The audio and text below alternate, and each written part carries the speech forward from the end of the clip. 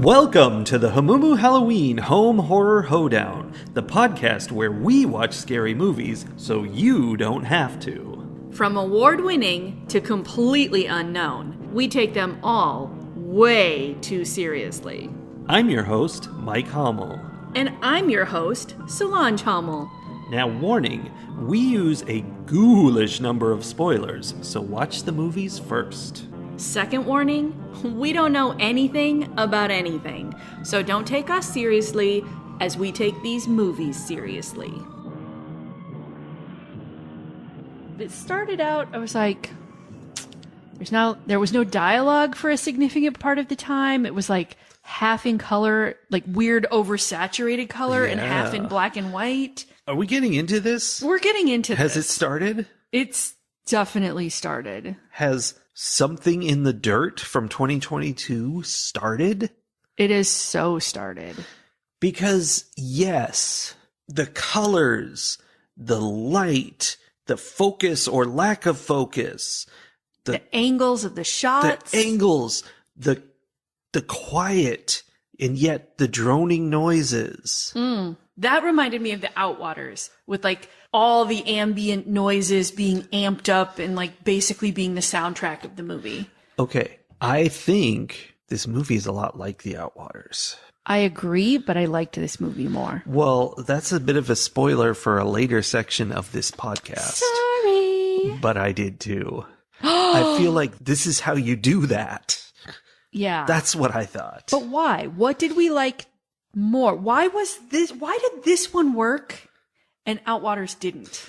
Let's get into that piece by piece. There's a lot of hand gesturing happening here tonight. This movie, I guess I should saying. come clean. Okay. This movie stars Justin Benson and Aaron Moorhead. Are those your time travel guys? Oh. Okay.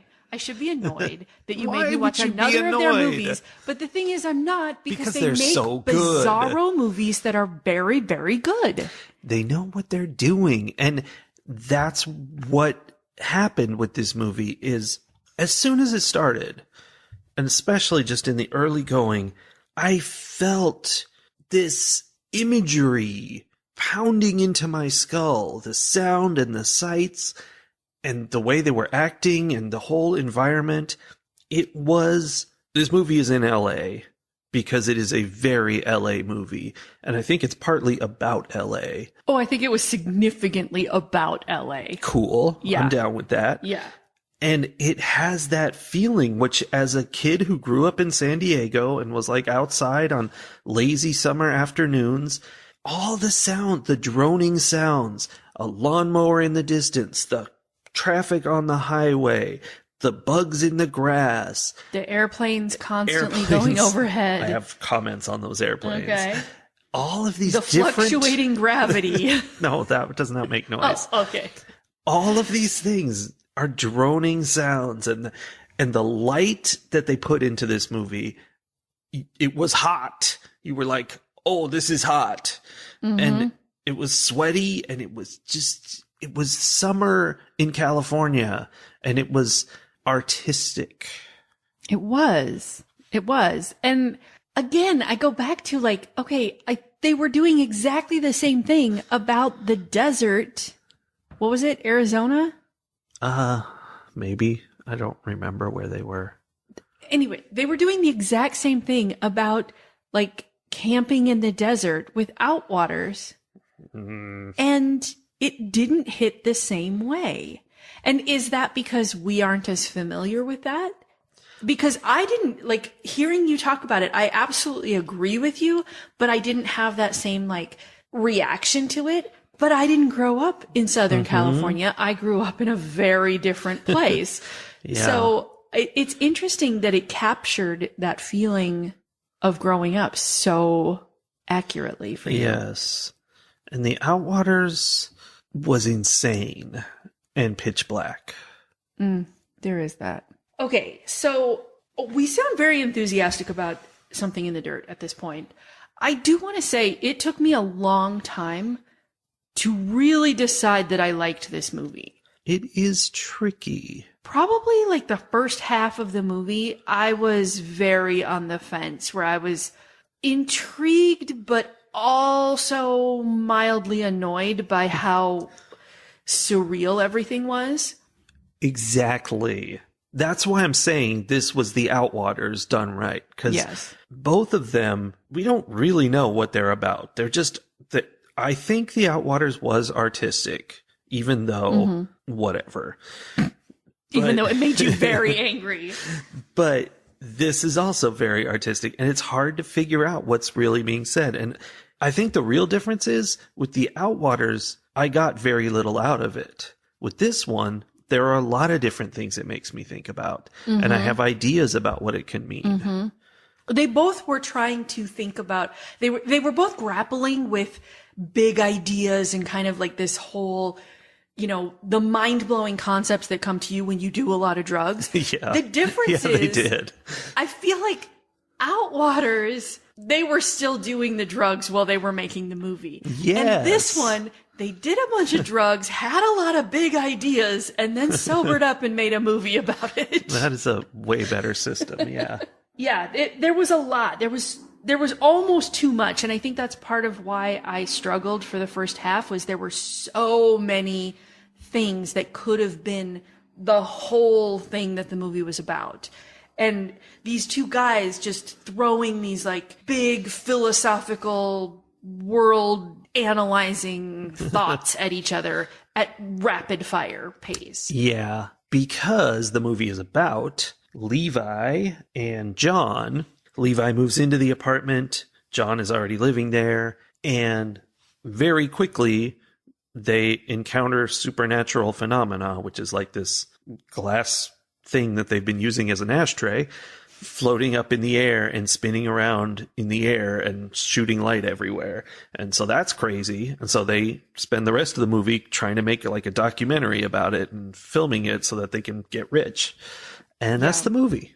The connection that I made with this movie is about how they notice this phenomenon and they start studying this phenomenon, and it continues to get bigger. And every time they like think they start to understand it, it evolves into something even more. And they're like, and now it encompasses this and it encompasses that. And by the end, they're like, it was a massive conspiracy theory. Yeah, the earth is, you know, going crazy. There's all kinds of stuff happening. No one will believe us kind of situation.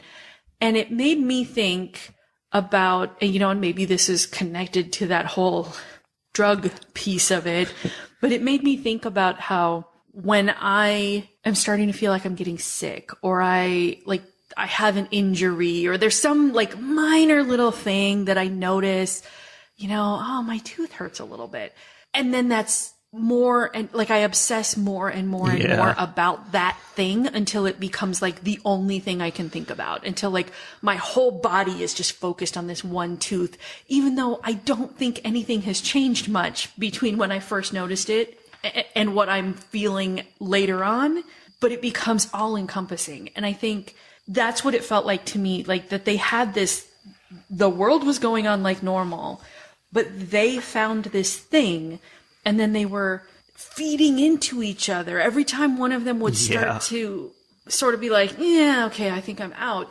And I do think it was always Levi. Yeah, Levi was like, you know what? I think maybe I've had enough of this. And then John would come up with something else. Well, and that's part of the story is John came up with some things that weren't real. He rigged some stuff. Yes. So that's an interesting element. And here's the thing. I was kind of ruined for this movie because I saw some discussion of it, and it made me sad that I had seen it because I wonder what thoughts I would have had. But you are right on with those thoughts. Yes.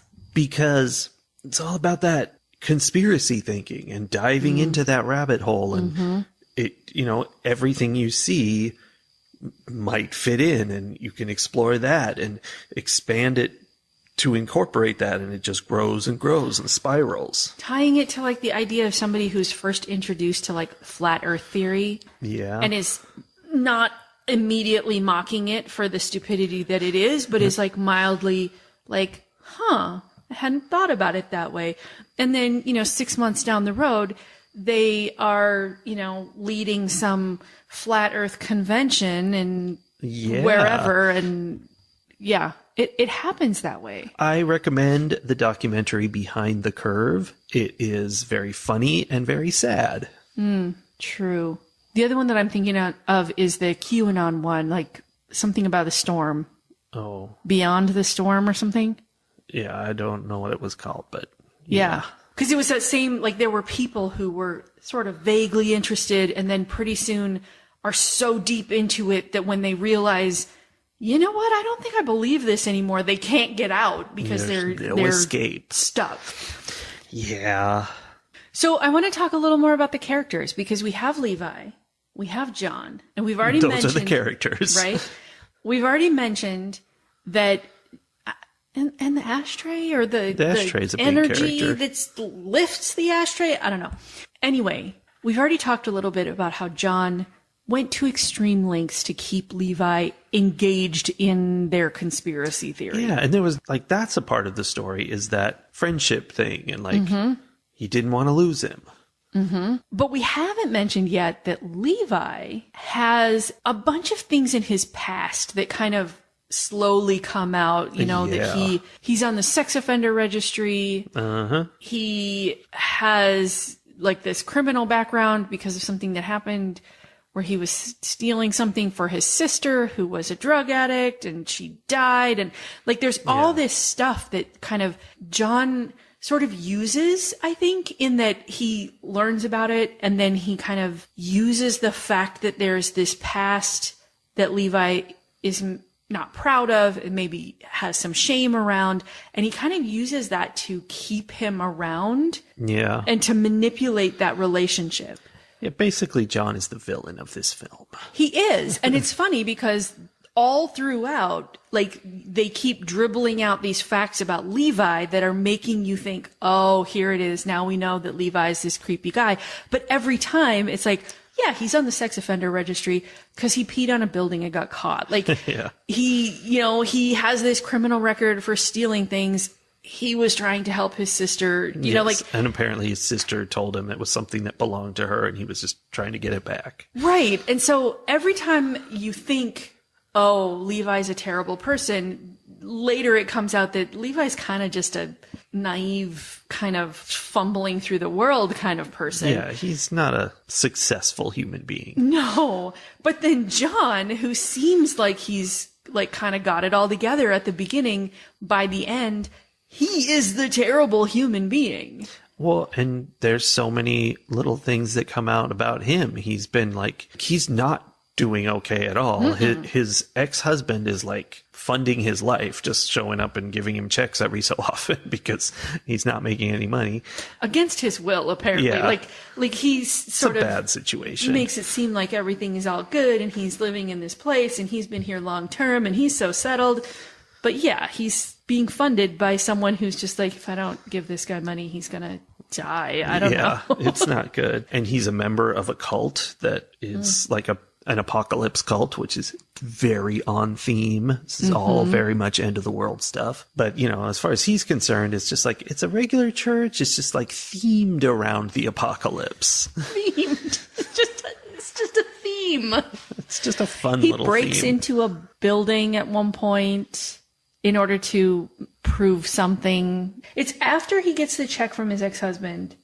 Then I have the note, John breaks into the door, finds the stray Sphinx cats and the clay tablet, which I don't think he did. Like, yeah, I think he might have been lying about that. Because there was some message about the floating door, and so he found that there's a door that's like a foot or two up off the ground. Not magically, it's just in a wall. The wall up from the floor, yeah. And he opens that, and supposedly he finds some stuff that we never see. I think he found a cat, but he tells Levi that there were like dozens of Sphinx cats. I'm like, no, that's not a cat that's a stray. Like, that's a cat that costs a lot of money. People don't just let those cats be stray cats. But also, he tells him that he found this like miraculous clay tablet that the whole city of LA was based on. Right. Which, like, I mean, that tablet exists. We saw it. Dude, you just made that tablet.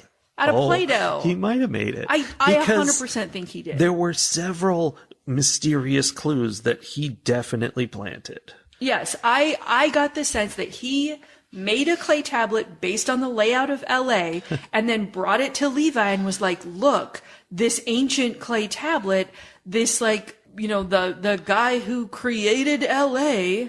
Yeah, the architect who designed the whole city. Yeah, must have done it based on this clay tablet. Because of some cult, the Pythagoreans from way back when. Yes. And Levi was like, okay. I mean, he wasn't super bought into it because he kept wanting to leave. Yeah, but then he didn't, because every time he was like, maybe it's real. I'm like, dude, it's not real. Go, go. But there's so many clues everywhere, and it's because they're looking for clues. I mean, it's well, and so I think clever. he was. I don't remember which one of them said it, so this maybe doesn't fit as much as I think it does, but there's a lot of them convincing themselves that something is really important and true and meaningful by saying it's not about these other things that we know are fake. Like, it's not about Nautilus shells and the Holy Grail or Stonehenge, which, now that I think about it, those are all things that actually exist. Well, yeah. But they're like, it's not about those things. It's not a Dan Brown book. Like, they keep saying what it's not so that then they can be like, but it's really happening, so it must be a thing. And then it's weird because we keep talking about all this fake conspiracy stuff, but there really is a magic anti-gravity field in this apartment that like interacts with them and responds to their actions. So here's the thing though. By the end, I, as the viewer, am questioning because we start seeing how John is like, there were dozens of Sphinx cats. I'm like, there was a cat. I start questioning whether any of that stuff was actually happening and how much of it was hallucination. Because they also, like, my favorite part is that it intersperses the documentary that they're making, and friends, I use air quotes around the word documentary. Yeah. They intersperse these documentary pieces and them talking about the documentary with clips of experts that were coming in, like an architectural geologist and Dr. Rita Miller, who was some kind of sociologist or something. I don't know. Something like that. I have a comment on her. There were all of these like science people, experts that they were tagging in to try to help support their theories.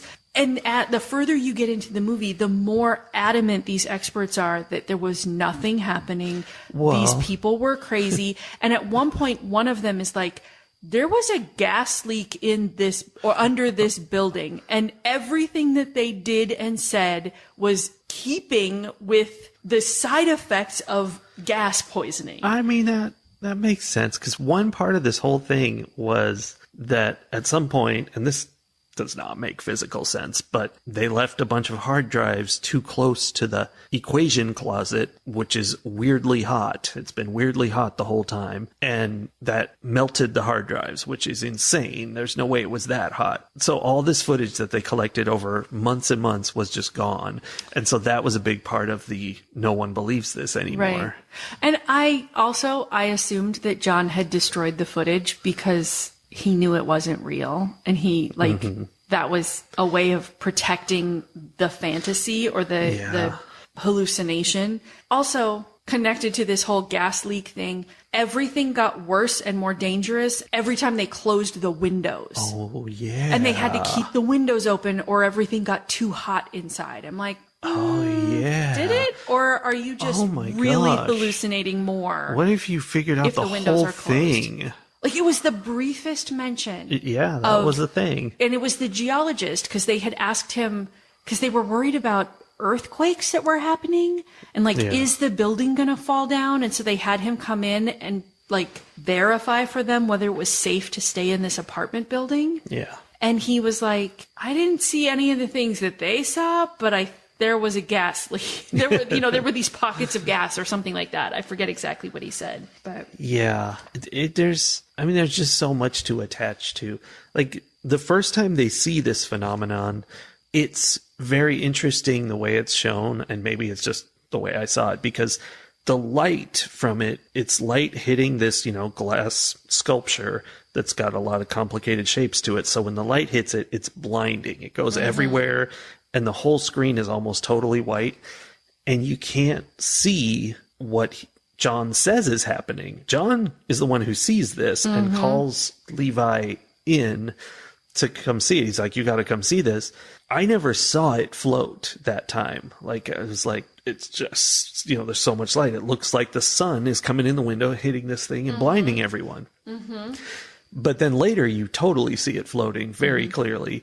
And it's very possible that it just doesn't, none of this happens. And another part of it, this one is more abstract, but when Levi leaves the room, I think it would always fall to the ground and stop hovering, which is kind of the opposite of what I was thinking. I was thinking it was when he comes in the room, but never mind. It's still weird though. It responds to them. Yeah. Yeah. And it's sort of like John, where like something would start to happen and it would do a thing to keep their attention, keep them nearby, whatever. Okay. So I just found one of my notes is Dr. Rita was called in by the geologist due to impaired thinking. He suspected chemical influence. Yeah.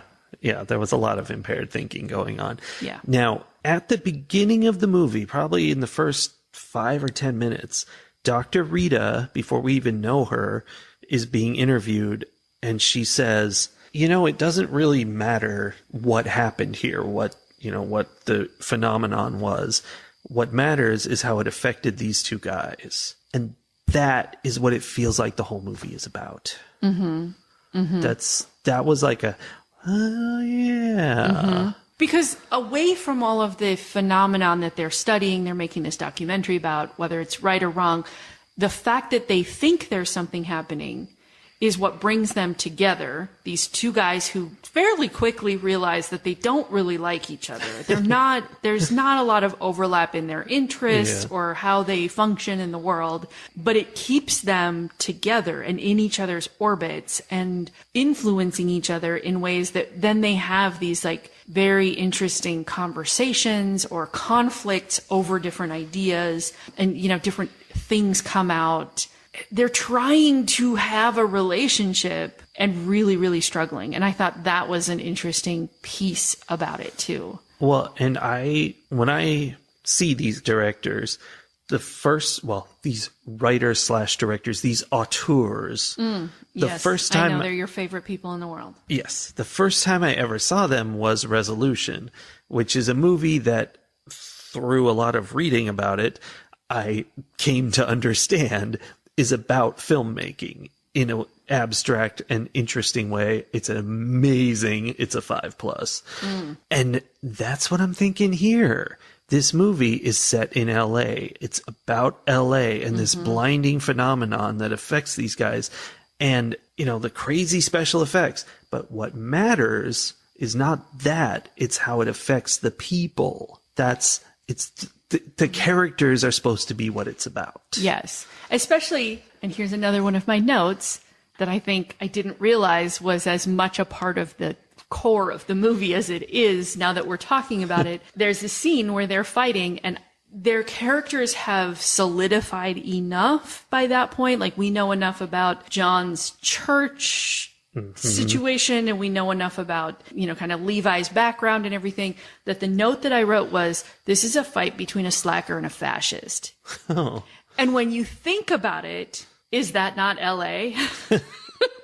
LA is a fight between a slacker and a fascist. I mean, fascist might be a little bit of a stretch, but the slacker and the capitalist maybe is a better word, but I have to have attention. I have to be in control. Everyone should be looking at me and believing what I'm saying, that sort of thing. And then I live on the beach and I skateboard to work and, I am still a busboy at 45. And a bartender, and he's very happy about right, bartending. Perfectly.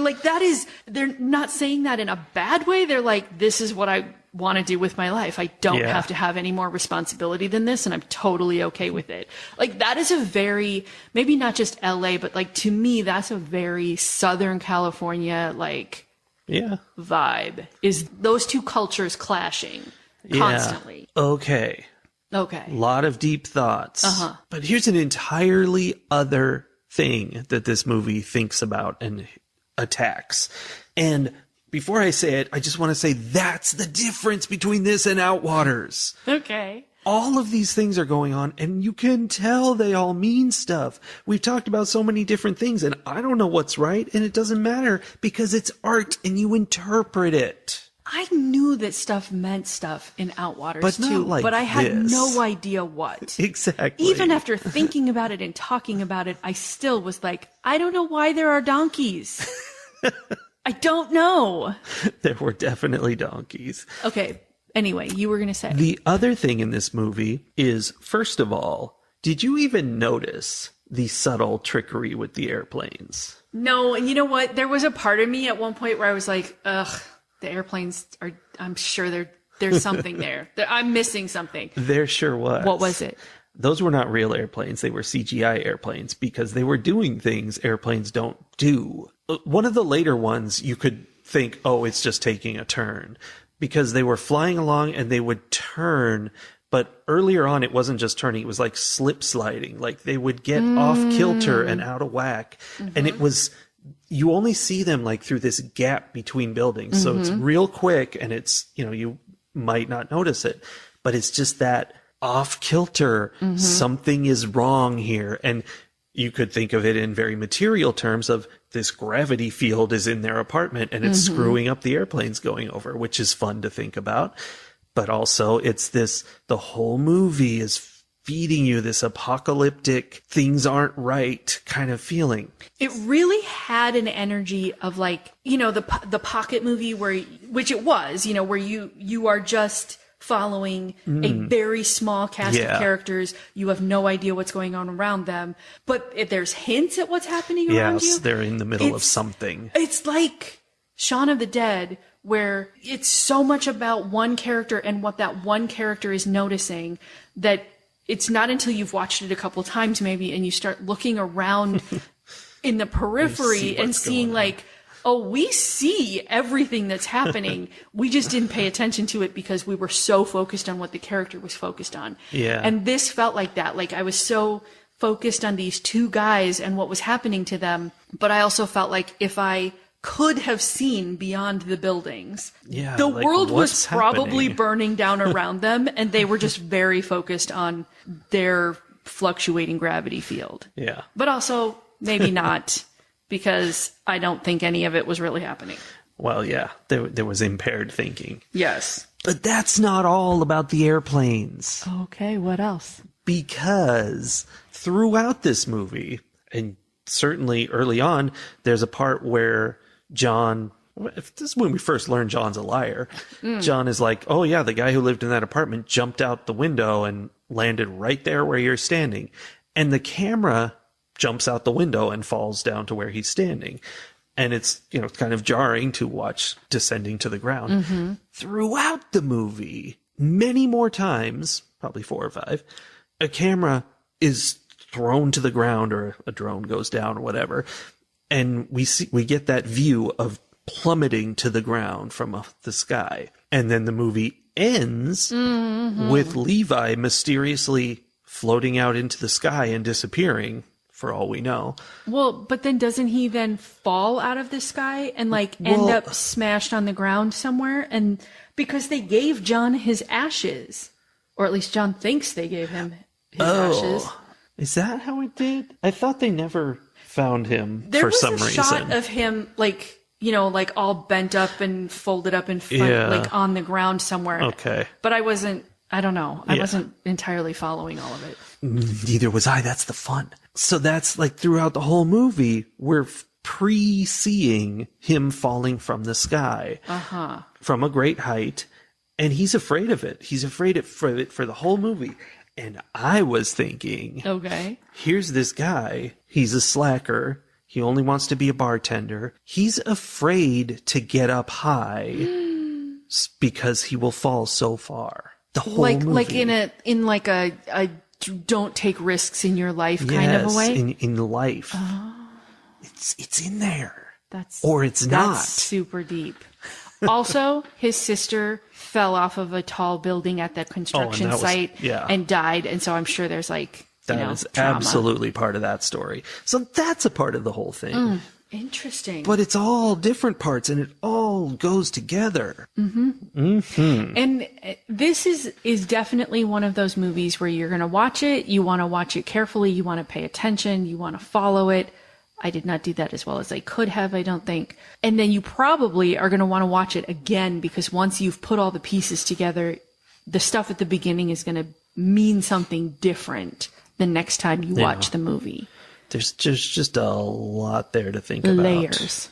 Yeah. Layers. Also, I really liked the end where they're interviewing John because Levi has, floated up into the earth, into the air, landed. He floated up into the air because the gravity field got so out of whack that he just floated away. Yeah, because John was inside in bed and he wakes up like at the ceiling and falls to the ground. He finds a cigarette butt on the balcony outside, which means Levi had been out there smoking and so there was no ceiling to stop him. We see him float across the moon like E.T. style. We definitely did.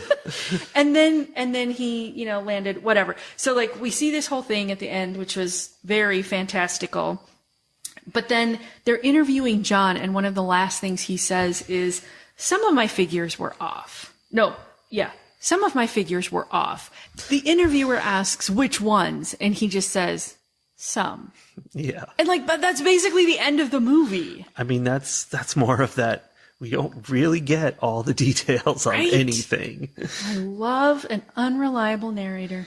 And these guys were both unreliable. Like you talked about his sex offender registry is because he peed on a building. That's what he said. Right. We never find out what the truth of it is. That is very true.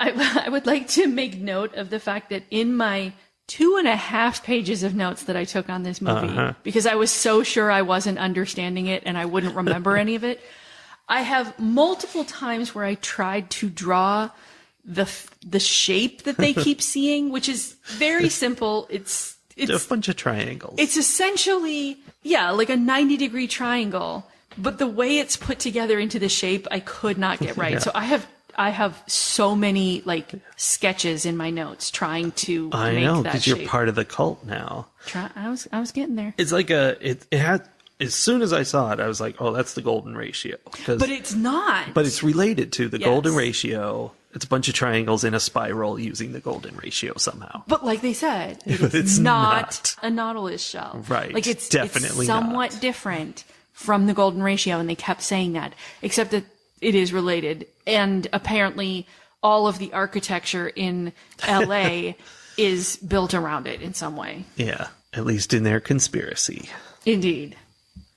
Weeds turn brown, hills burn, everything smells like barbecue all the time. So lunch. I wrote that the autumnal equinox is when the weeds turn brown and everything burns and smells like barbecue all the time. I took that note because that is the Southern California fall. Yeah. Also, somebody said LA is like Halloween all the time. Yeah. Fair. They kept meeting coyotes. The coyotes were the donkeys of this movie. Yeah. Ratings. Clearly, I enjoyed this movie. I think that is clear. It was a movie that made me think. There was a lot to pick at and dig into and think about after the fact. It's one that I not only am glad that I watched once, but I could potentially watch it again. Ooh.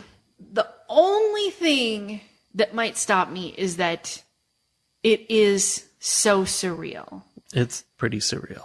And we have discussed in the past that is not my thing.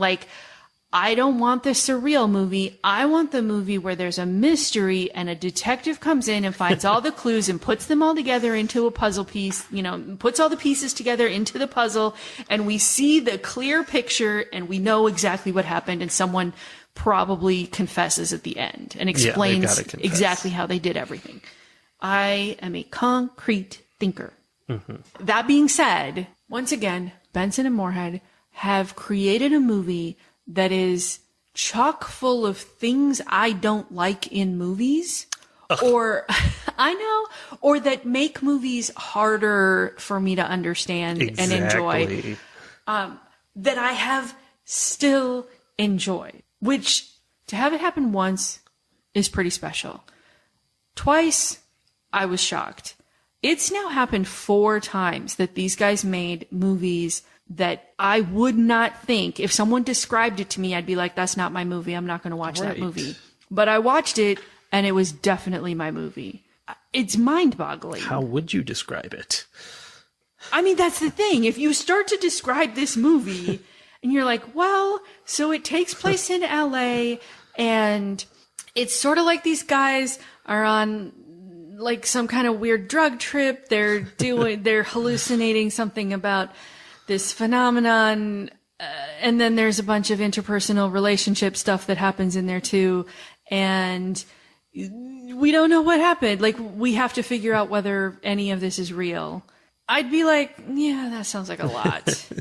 Especially in this day and age. Like, maybe there was a time when I was interested in putting that much effort into watching a movie, but these days, like, if it's more than a match 3 game on my phone, it's maybe more brain power than I have available. Yeah. But this one was good, and I enjoyed it, and it was art. And science and philosophy and all of those big things all wrapped up in one. So the question becomes, how much did I like it? I think I am going to say Something in the Dirt gets 5 aggressive squirrels out of 5. Yeah. It maybe deserves a plus. Wow. But I'm going to keep it at 5. This was a thinker. Mm-hmm. And the movies we've seen by these guys are Resolution, The Endless, Synchronic, and now Something in the Dirt. And I think I like this better than Synchronic because that was more Hollywood. I don't think it was as much art. It was not, didn't come straight out of their brains. It got processed through a bunch of, studio notes. And that's noticeable. And right. Somebody made them make it more accessible. Yeah. Which is always disappointing when you have something like someone who is this skilled at this kind of writing to have auteurs. You keep saying that. I don't know what that word means. It means these guys. That's what it means. Okay. No, but and I understand why Hollywood producers and whatnot think they need to tell people how to make a movie something that people will want to watch. Because they're wrong. Well, partly, but also because there are some people who think they can do this stuff and don't know how. Well, there's that too, yeah. Someone might have said for Outwaters, like, hey, what if we had just a little bit of light so it has the idea of a pitch black night, but your viewers still know what's going on? Yeah, I feel like that would have been a good studio note. But in this case, studio notes definitely would be detrimental. Right. This is, it's a very rough film. It's very straight out of their brains, shot on a handy cam kind of thing. It's just homemade art by really talented people. And that's so fun. I think I like Resolution and The Endless better. So this is number 3 out of 4, but I'm still giving it 5 aggressive squirrels out of 5. So it's not for everybody. And it really is. There's not much to it. It's just these guys yammering and coming up with stupid ideas that literally, we haven't really gotten too much into it. This is about conspiracy theory thinking and all that. They go nowhere. They explore these trails about what this might mean, and they're wrong. We don't know they're wrong for sure, but basically they're wrong every time. They explore a lot of ideas, and they're all stupid ideas. And so it's just about that exploration without actually getting results. It's sort of the thinking that happens when you sit around with your friends smoking pot, right? Yeah. Like you have these conversations that feel so important. And that is Benson and Moorhead's big trick, by the way, which they use in this movie, and they've used it in all of the other ones. They make things look and sound important. Like when those planes skitter overhead, there's like a noise, and it feels like something big is happening and it really matters. Focuses in on them in a way where you're like, oh, what is happening? And nothing's really happening, but they made it feel real important. But even that is such a skill, because how many times have we complained in other reviews about movies where they're like, they focused in on this door handle in a way that made me think something was going to happen, and it didn't. It was just a door handle. Like, that's annoying most of the time. But when they do it in a way where, because it wasn't completely unimportant. No, everything mattered. Yes. It's all part of the art. Whereas in a regular, lesser movie, if nobody's coming through that door, the door handle didn't matter. Right. Okay.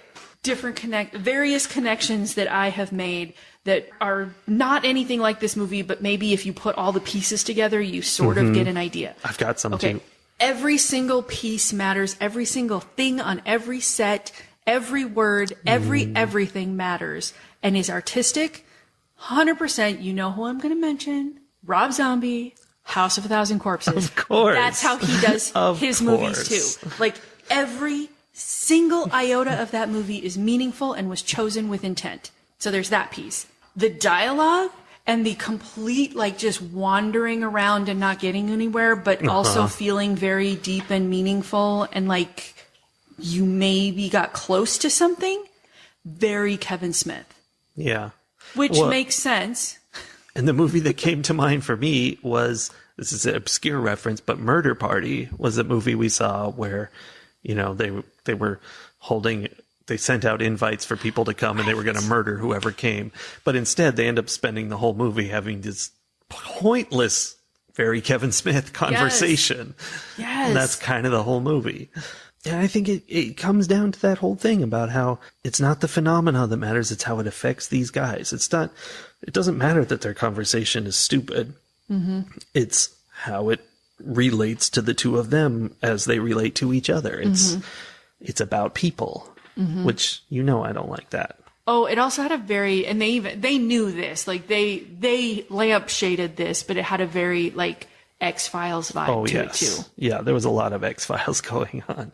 Kind of even the Monster of the Week type of X-File piece with a dash of the whole overarching, like, there was a conspiracy. Yeah. Or was there? I don't know. Very interesting. Anyway, we finally found a movie that we enjoyed. We did enjoy it, and it has been a minute.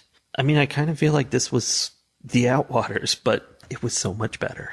It just goes to show there is a very thin, paper thin veil between something done well and something done not well.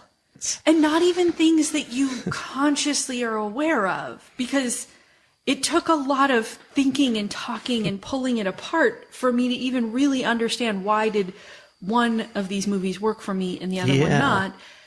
Because it's so, like, instinctual. We know what good is. But it's things you pick up on without even realize you're picking up on it. You know, tone and pacing and all these little details. Mm-hmm. Fascinating. But I think, though, that even though those details exist, they're all an outgrowth of what it really is, which is what came out of the artist. You know, like, these were guys who really had an idea and really explored it the right way. Those are quotes too. Yes. And the other one was random nonsense.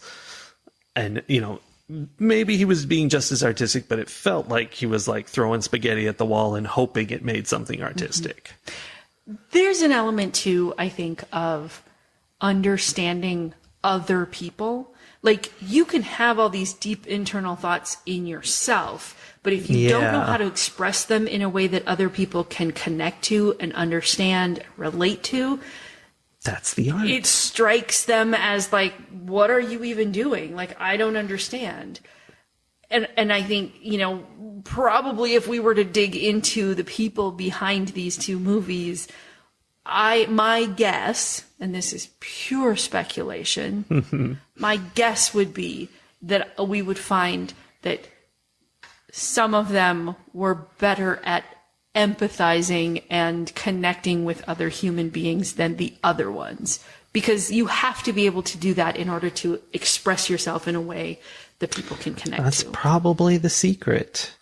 Just like Dr. Rita Miller said, it's not about the story. It's about how the story relates to the people. And with that, I think we should wrap this podcast up. All right. What's our catchphrase again?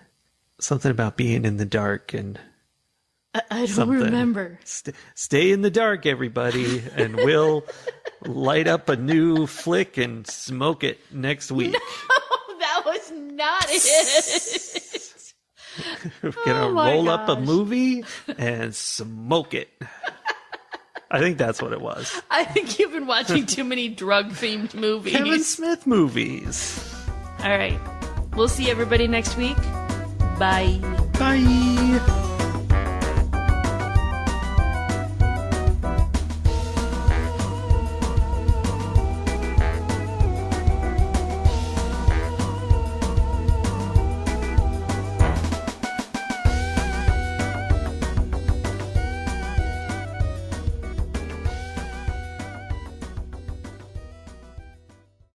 Audio Test. recording Stop system talking while I'm talking. engaged.